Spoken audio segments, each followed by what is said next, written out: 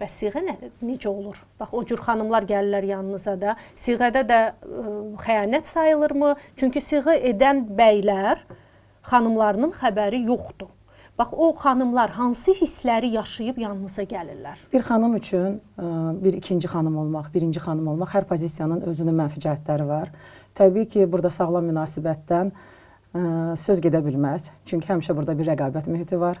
Emosional olaraq qadınlarda dəyərsizlik hissi var və uşaqların da sağlam böyüməsi üçün ideal şərait sayılmır bu. Monoqam evlilik çünki güvən əsasında qurulur, qanunla tənzimlənir. Poliqamiyada isə qanun belə xanımların tərəfində adətən olmur. Onların həm hüquqi cəhətdən, həm emosional cəhətdən, həm psixi cəhətdən mənfi tərəfləri daha çoxdur.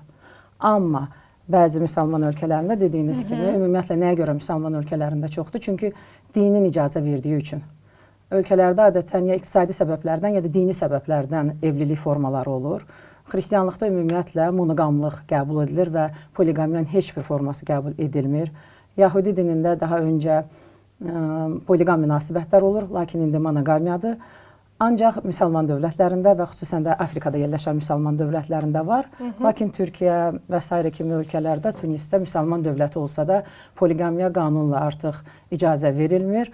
İranda, Səudiyyə Ərəbistanda və s. ölkələrdə hələ də qanunla poliqam ailə modelləri mövcuddur. Var belə modellər.